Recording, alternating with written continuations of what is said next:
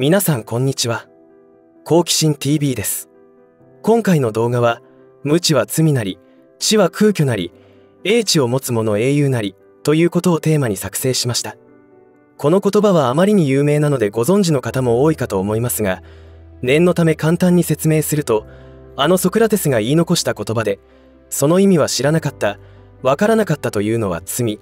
知識だけあって行動しないのは虚しい知識であって、行動する者だけが優れた人ということだと思います。特に私が強く感じるのは無知は罪なりという部分です。これについて言いたいセクターは山ほどあるのですが、例えば流行り病蔓延によってあれを注射するようにと強制的であったり、同調圧力がかかったり、または仕事柄仕方なく受け入れた人など本当に多くの方が注射したことと思います。それによって何が起きているのでしょうか。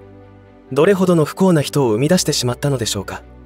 まだ他にも移民問題という部分の危機もありますが、知ってさえいればある程度防げたことも、知らないばかりに後悔してもしきれない状態になる人も出てきています。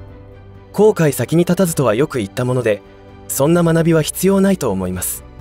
これから私たちの身に様々なことが起きてくると思いますが、とっさに何が起きていて、何をしたらよいかの判断ができるようになるために役に立つと思われる情報をシェアしていこうと思います。ぜひ最後までご視聴ください。このチャンネルでは、自分や家族の身を守るためにできることや、日本人がこれ以上騙されることがないようにするための情報を発信しています。チャンネル登録がお済みでない方はぜひチャンネル登録をお願いします。さて、冒頭から危険なセクターの話を出しましたが、今回は駐車禁止の話ではなく、最近日本に急増する外国人、特に隣の赤い国からの人たちについて情報をシェアしていこうと思います。決して外国人に対しての差別を目的とした内容ではありません。私は特定の外国人の排斥に力を入れるという活動をしているわけではなく、現実的に私たちに危機が迫っているという可能性を知ってもらいたく動画を作成しています。もちろん、日本政府が今推し進めている移民問題に関しては、全てを反対しているわけでもありませんし、国益になるのであればという限定付きで一定の理解は持っているつもりですが、問題は日本を侵略しようという明確な目的を持っている国が日本への移住を推し進めているという事実があるのです。そんなことするわけがない、考えすぎだという人はかなりの情報弱者と思われ、いわゆるお花畑状態にいる人だと思います。食料備蓄にしても、先日動画にした冬対策にしても全く危機意識が欠落している人に何を言っても始まらないので、せめて身を守るということに関心がある方には、今一度マインド設定が必要だという話をしていこうと思っています。特に隣の赤い国が目論んでいることというのは本当にやばいと思います。どうやばいかというと、今現在進行形で行っているから始まる民族のジェノサイドや日本はもちろんのこと、世界中の国の DNA 情報を不正に集めて開発している細かい金のこと、そしてそれと同時にその情報に基づきピンポイントで必要な人を調達し、体の部品を売買するビジネスで稼ぐ党幹部、などなど挙げたらキリがないほど人類史上最悪の集団だと認識した方がいいと思います。このような情報について全く免疫がない方には衝撃的かもしれませんが、この程度で驚いていてはいけないという現実があります。そういう事実を多くの日本人の耳に入れないようにしているのがメディアです。彼らは歴史から見ても戦わずして勝利を収めることにかなりの力を入れます。それを工作活動と考えていいと思いますが、彼らのやり方というのは笑顔で近づいてきて、その裏では何でも盗んでいくということをしてきて、経済大国となってきているということを忘れてはいけません。その彼らは、1949年10月1日の建国からずっと超限戦と言われる戦闘状態にいることを知らない人が多いと思います。超限戦とはあらゆる手段を講じて目的を達成するという戦闘に向けてのマインド設定と考えて良いと思います。あらゆる手段がその目的達成のために使われます。今特に目立ってきているのが、赤い国からの移住人数の急増です。法務省の在留外国人統計2022年6月末時点によると、全国で一番彼らが住んでいるのは東京都で、約56万6千人となっています。在日の国の人数は全体で約75万人なので、約3分の2が東京都に居住していることになります。次に多いのは愛知県、大阪府、神奈川県、埼玉県となっています。彼らはこのようにどんどんその工作対象の国に移住してくるのが常套手段なのです。考えてみれば世界中に彼らの町ができているではありませんか。だからといってそれが工作活動の一環とは言えないでしょうというのが大多数の人たちの考え方で、実際起きていることは工作活動につながっているのです。今現在も移住してきているものの中にどれだけの工作員が混ざっているか全く不明です。ゼロということはありえないというわけです。こういった彼らの工作による被害が多大に出たのがオーストラリアであり、幸いにも彼らはその恐ろしさに気がついて工作員を国外追放にした人数はかなりいます。日本はそういった工作活動への対応はほぼできていません。本来なら工作活動に加担している売国土を吊るし上げて国政から退場してもらわなければならないのですが、平和ボケした日本人はそんな彼らに票を投じているのです。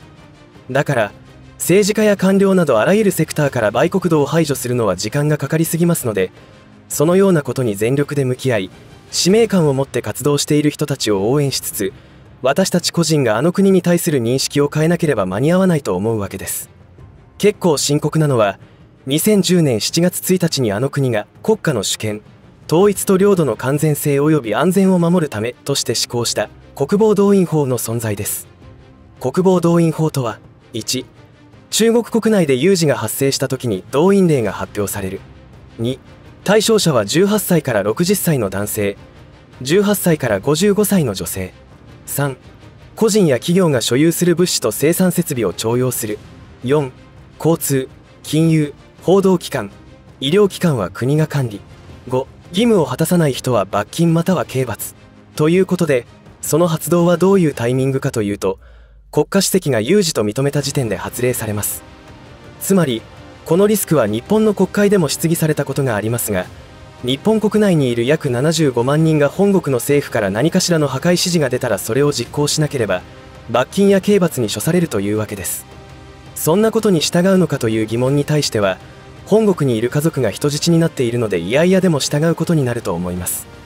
もしかして X デーに向けて日本にあるあの国の大使館内に武器弾薬が運び込まれている可能性すらあります。そんなことするわけがないと思うでしょうか。ではアメリカ人を違法薬物で廃人にするためにどんどん送りつけているという事実はどう考えるのでしょうか。あの国がやっていることというのは悪魔の所業だということを忘れてはいけません。そして冒頭でも言ったようにジェノサイドを今この瞬間でもやっており、そのひどさはここではお見せすることはできないわけですが、調べればすぐにヒットする情報です。各自で調べてみるといいと思います。皆さんが考えている数倍、数十倍とんでもないことを実行している国家です。現実的な話として、今中東ではかなりの緊張感が漂っており、あの国もその裏で暗躍していますが、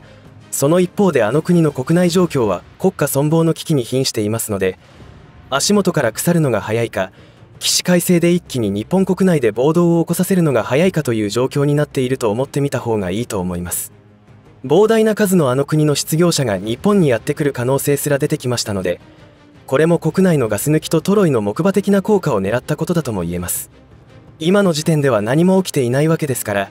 ただの心配に過ぎないという判断もできますが、何度も言っているように彼らのマインドは常に戦闘状態にあるということを忘れてはいけません。こういった一つ一つの情報を積み重ねていくことで、突然危険な事態になった時に何が起きているのかの仮説を立てて適切な行動が取れるようになると思います。10月7日、いつもの朝を迎えたイスラエルに突然の悲劇が襲いました。あの悲劇は武装集団による民間人への攻撃となったわけですが、強制力を持った法律が隣の赤い国にはあり、法律が発動すれば日本にいる約75万人がゲリラ活動を始める可能性があるということです。重ね重ね、特定の外国人への暴力などはしてはいけません。あくまでもあの国家がろくでもないことをしているのであって、今日本に住んでいるほとんどの人は普通の民間人です。しかし、有事が起きる可能性はゼロではないという心がけをしておく必要があるという話でした。いかがだったでしょうか。中東地域の緊張によってエネルギー問題が起きる可能性についての対策もしながら、移民をどんどん受け入れている日本政府の政策によって高まるリスクに対しても理解しなくてはならないので結構大変だと思いますが、怒りと不安は禁物です。冷静に何が起きようとしているのかという視点で情報に触れていく必要があると思います。第一優先は自分や家族の安全を守ることです。そのための準備をしていきましょう。最後までお付き合いありがとうございました。